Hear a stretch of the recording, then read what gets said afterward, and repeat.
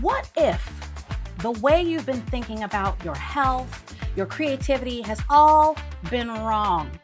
Maybe it's time to challenge what you believed and try something new. Today's episode is all about redefining what it means to be healthy and creative, from how we take care of our bodies to how we show up in the world with our unique gifts. In this episode of the Business Breakout, I'm joined by two incredible women who are breaking the mold in their fields. One is transforming the way we think about health and scale up. All this and more on the Business Breakout.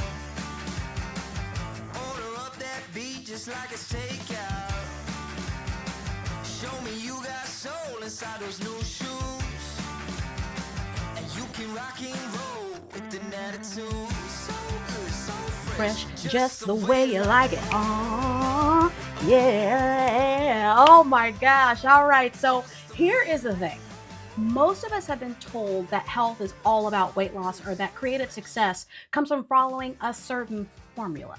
But today, we're going to flip that script. And if you're tired of the same old approaches, you're in the right place, because my guests are here to show you how there's a whole new way to think about both. But before we get all the way into that, if this is your first time here with me, hey there, I'm Ella Glasgow, your host and the Director of Fundability at Beyond Virtual Events, where I help established small businesses create impactful virtual experiences that keep their audiences engaged from start to finish. And this just so happens to be the unconventional virtual event that I produce live in Zoom on the first and third Wednesday of every month. And this is my personal invite to you to join us in Zoom for the next one, so you can see what's possible for your online events. And depending on where you're watching from, Facebook, LinkedIn, YouTube, the link to register will be in the description or the comments. And hey, it's right here. It's right here as well. So I am so excited to be here with these guests today. My first guest today is someone who's about to challenge everything you think you know about health. Leslie Urbas is a registered dietitian, a personal trainer with over 15 years of experience, but she's not here to talk about weight loss. Her approach is all about wholeness and helping women step into self-love, self-worth, and most importantly, taking care of themselves from the inside out. So if you are ready to ditch the diet culture and start focusing on what really matters, you are going to love what Leslie has to share. Please welcome to the Business Breakout, Leslie Urbas. Hey, Leslie. How are you doing? I am fabulous. How about yourself? I am fabulous as well. I'm so happy that you could be here with me today. And you know me and you know this show. We're gonna get right into the nitty-gritty. Okay. So Let's do it. So I know that you're all about breaking away from the typical weight loss narrative. So what is one thing about health and digestion that most people are getting completely misunderstood or overlooked that you think could make a huge difference in how they feel? I would truthfully say that they're looking outside of themselves for the answer. And that's really why we're getting so confused, is that we're not looking in the source that it originated. We're looking outside of the source. We're looking for, okay, what did she try? What did he try? Who got the results I wanted? Who has the thing that I want? And that's not how we're meant to be. You know, when we were born, we all demanded food when we wanted food. We demanded to be changed when we wanted to be changed. We demanded to be burped when we wanted to be burped. And we screamed like crazy when we had digestional issues. And little by little, we're conned out of knowing what our body really needs. Wow.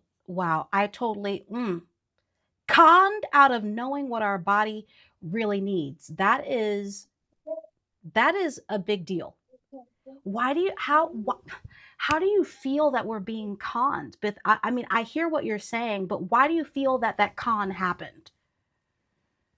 It's a great question. So really, honestly, it starts from when you're a child, depending really how you were raised. You know, did you get to have food freely? Were certain foods not available to you? Was food hard to come by?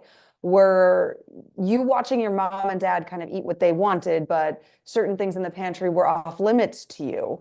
Were you taught about good and bad foods? Did you have to clean your plate? Did you have to eat foods that you absolutely hated and you had scream fests?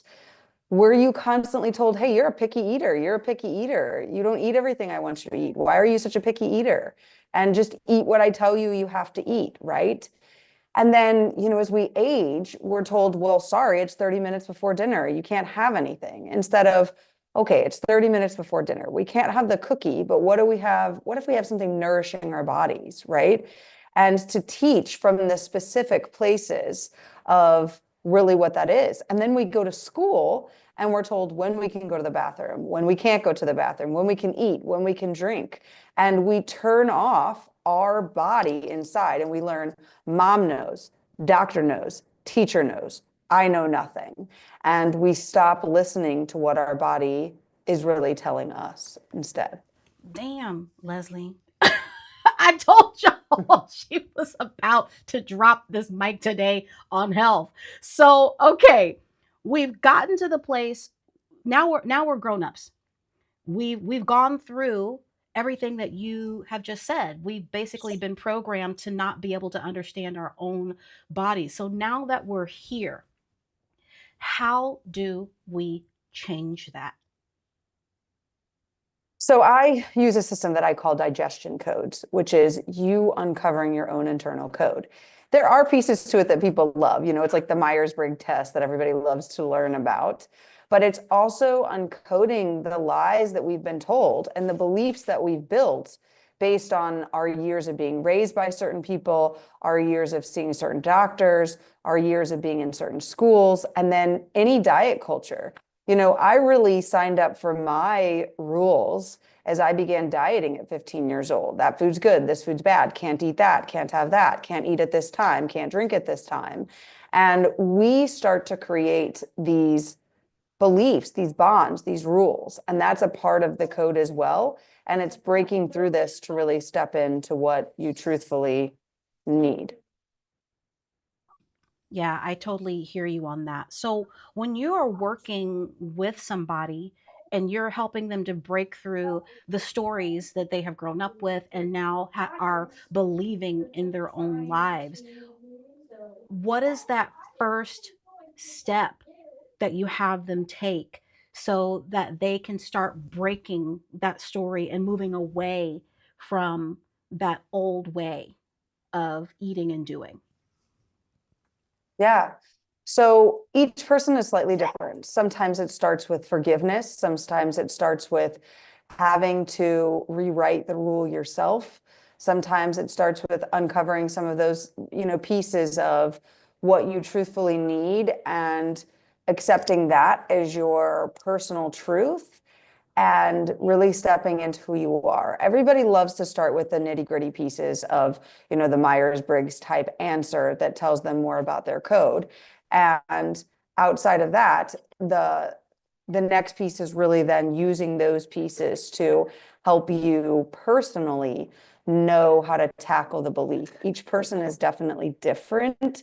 And that's what I love the most about digestion codes, is that I don't have this paint by number system of, insert red here, blue here, green here, purple here. It's more of how do you come at this from where you were and how you are built, and learning some inner trust with yourself, which can even start with trusting that when you say you don't want to eat grandma's cookies and grandma loves to bake you cookies, to actually say no. That can be the most powerful thing to restarting to initiate your own internal digestion system, digestion code, and allowing you to break free.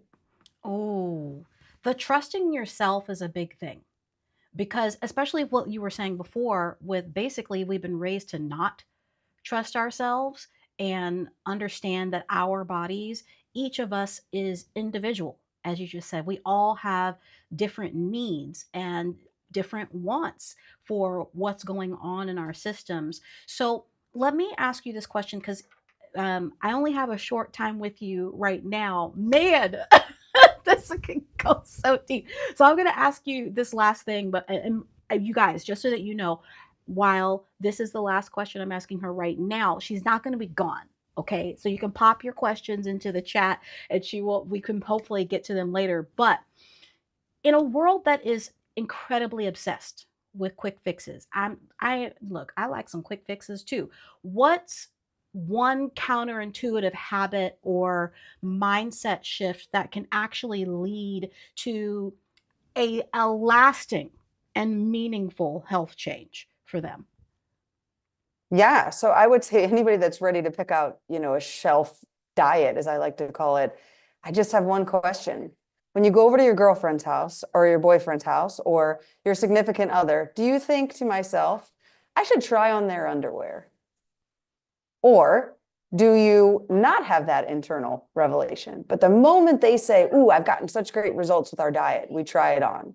If you won't try on somebody else's underwear, don't try out the thing that's helping them internally. It makes no sense. So when you're looking for a quick fix, I would encourage you to, one, laugh at yourself because you're trying to try on somebody else's underwear. And two, really ask yourself, why do I want this? And when you can come up with the gut answer of, I want to lose 5 pounds because I want to feel better in my clothes. Okay, when are you not feeling good in your clothes, right? Getting deeper into what that is will help you to know that the shelf diet, as I like to call it, that you're picking up isn't actually helping you.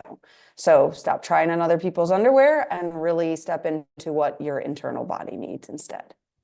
Stop trying on other people's underwear, y'all. That's look. I told you. I told you she was going to be dropping the mic and flipping the script on what it is you're thinking about your health today. This is fire. And if you are picking up what Leslie is putting down, then definitely make sure that you are popping that into the comments or in the chat so that we can hear what your ahas are. And we go quick and dirty here on the Business Breakout. And I want to bring on my next guest, who is a true force in the world of alternative music. Christen Ball is a Nashville-based artist who's built a career on staying authentic and breaking the mold. And her unique sound has been heard across the globe, from the UK to Israel, with over 225 live performances last year. She is proving that audiences everywhere are hungry for something real. Her music blends influences like Alanis Morissette and the Beatles, and she is not afraid to push the boundaries with every new release. So please welcome to the next level stage, Christen Ball.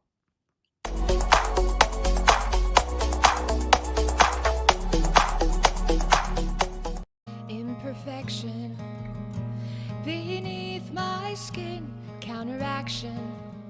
No one gets in, it's calculated, the science of survival. Broken pieces fall on the ground, they can hurt you if you pretend they're not around. Adaptation, a damaged girl is versatile. Tell me who taught you how to run? Tell me who got you out when the damage was done?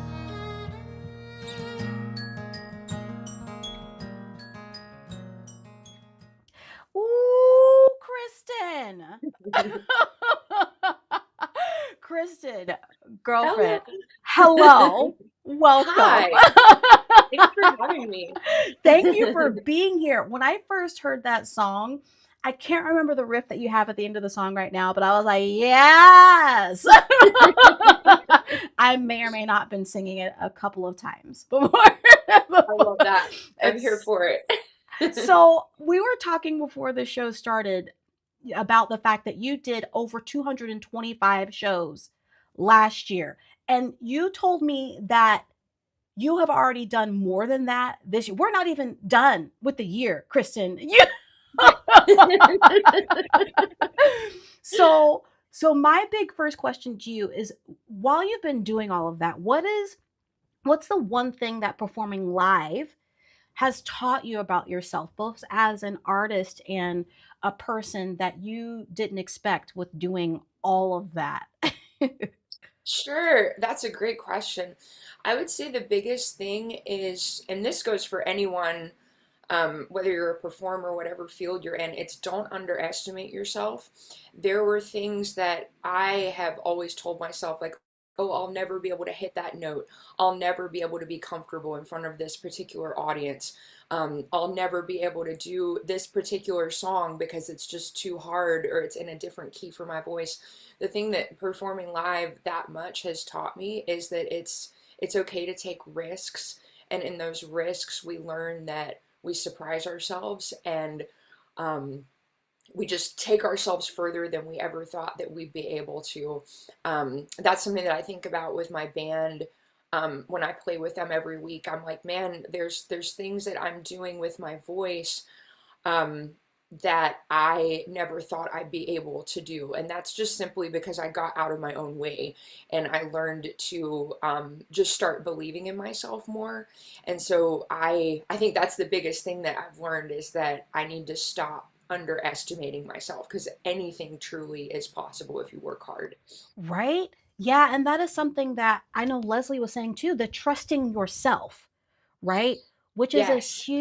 a huge thing for us as creatives to be able to be willing to trust ourselves. Even just last week, I was singing with a band, and I had said something about the fact that I was afraid to do something on a particular song. As many Yeah. years as we've been doing this, Kristen, I told still. I said I was afraid, and they're like, just trust yourself because your instincts are right. I was like, I know, but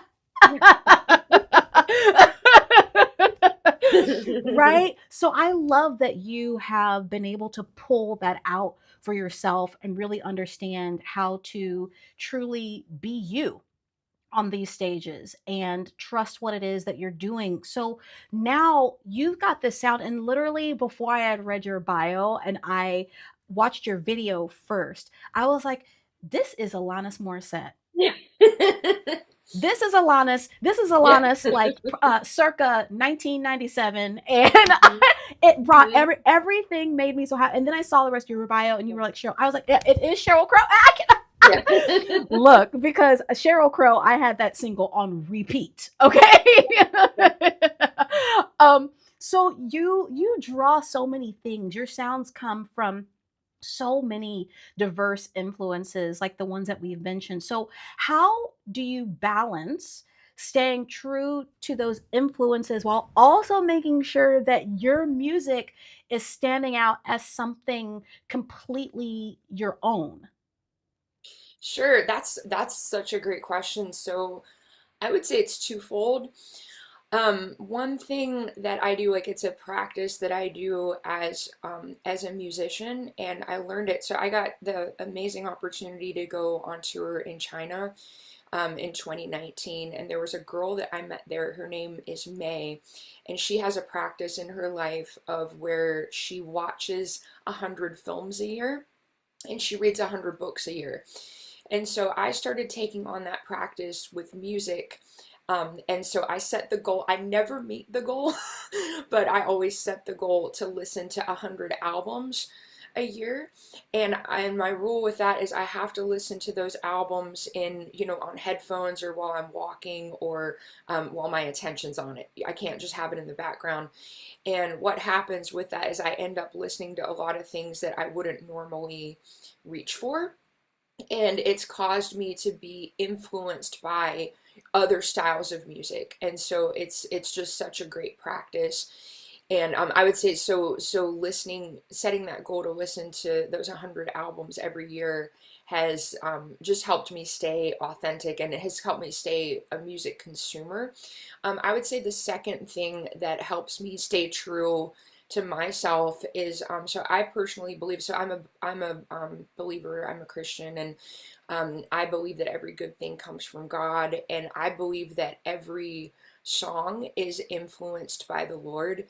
And so I am intentional just with my time with Him, And I feel like a lot of times those melodies, or even certain lyrics that I'm given, are just things maybe that are happening in heaven. And that's just a personal opinion, but I feel like that's something that helps me just stay true and authentic to the sound that God has given me, is that I just try to listen, and I try to catch whatever melody that I'm supposed to play or sing in that moment, or for a specific song. Oh, I love that so much. And I trust and believe I'm taking on, I may not get to 100, but I love this practice. I love this practice because I know that I don't know if you've experienced the same thing. As we get older, sometimes, and we've been in it for 100,000 years, we can get away from my camera not wanting to be on, but here we are. we can get away from we can get away from having those moments where our influences don't remain our influences. And what I mean by that is not being in a place where we continue to listen and grow. Because I know as a kid, I always, was listening to something. And that's what influenced me. But as I've gotten older, that has just gotten it's not been there for me to do, because there's so much that we have to do adulting. Yep. Right. So let So me true. right so I'm gonna incorporate that practice because I do walk every day. I can put some music in my walking life. So let me ask you this one last question before we bring Leslie back on. um, as somebody as yourself that's constantly pushing those creative boundaries, how do you stay grounded and maintain a sense of authenticity in an industry that's often encouraging conformity? Sure. So my main thing is, it is always more important for me to make art rather than to try to write a hit or try to sing a hit. And there's nothing wrong with being famous or making a hit. Those things are all amazing. But for me, just to stay authentic to myself, it's just way more important for me to have the art as my compass. And, I feel like all of these amazing composers like Beethoven or Chopin, or these, Michelangelo, that makes sculptures and artwork, none of them were trying to be, when they were creating, they were never thinking, I'm trying to make this to be famous, or I'm trying to make this for so many people to be able to relate to this. It was more, I need to express myself, and I need to make something that's relevant for myself. And so for me, just having that compass of making art has always just been a driving force for me. And I think that's helped me to not compromise, and it's helped me to just make artwork and making something relevant my driving force. I totally, totally get that. And I thank you for that because we do have to keep all of those things in mind. And I want to bring Leslie back on because I do have a final question for the two of you. Hey there, Leslie. Hey there. I do have a final question for the two of you. And Leslie, I'm going to ask you this question first. Okay. So both of you are all about challenging the status quo, whether that's in health or in your creativity. So, what's one piece of advice you'd give to someone who's feeling stuck in old patterns, but they're ready to break out and try something new? Leslie, you first. That's awesome. I always say start with forgiveness. Uh, I don't really move forward until I forgive because I find myself being like, gosh, why did I do that? Why did I get stuck there? Why did I say that? And until I forgive and let go, as a mentor of mine, David Nagel, always says, if I handed you a hot rock, what would you do? And it's like, you drop it. So forgive yourself, drop it, move on. And sometimes we just hold on to the weirdest thing, but without forgiveness, I just don't know that you can take the step forward. Because if you were raised with a lot of shame and guilt and victim, as I was growing up, it's impossible if you don't forgive it to not go back to looking at it from the negative perspective. Yeah. Yep. I totally get that. I totally get that. And what about you, Christen? What do you say to that? I would say the biggest thing for me, just like advice I could give is give yourself permission to take a risk and give yourself permission to do something different. Yeah. Yeah, I like that. I like that. Thank you to both of you um, for being on the show today. And thank you all for watching while, hey, stuff happens live and we are here basically with just Ella's audio right now, but here we are. We're still working. We're still going strong. And my fingers weren't fast enough to bring my other camera on. So, but I'm so glad that you all could be here. And talk about what it is that you guys do and really challenge our thinking today. You really, really challenged our thinking today. So thank you both for being a part of this episode and bringing your awesomeness to the table. So it was a really powerful conversation that we had today. And both Leslie and Christen have shared some really incredible insights on breaking free from the old ways of thinking, whether you're thinking about your health or your creativity. And I really hope that their stories, their strategies, they've sparked something in you today to start challenging your own status quo in your own life. And speaking of breaking the norm, that's exactly what we do at Beyond Virtual Events. It's not about hosting virtual events. It's really about crafting engaging experiences with purpose. And an event is a stepping stone. And when you do it right, it can transform a single moment into a cascade of marketing opportunities for your business. And if you're ready to elevate your virtual presence and turn your next event into a cascade and a powerhouse of ongoing lead generating engagement without tech headaches, I'm really here to make that happen. And if you want to see how to make this happen in action and watch me accomplishing these things and doing all this stuff live, we're on Zoom the first and third Wednesday of every month, where I produce this unconventional virtual event designed to inspire and engage. So until next time, everybody, remember, with even the smallest shift, you can go far beyond.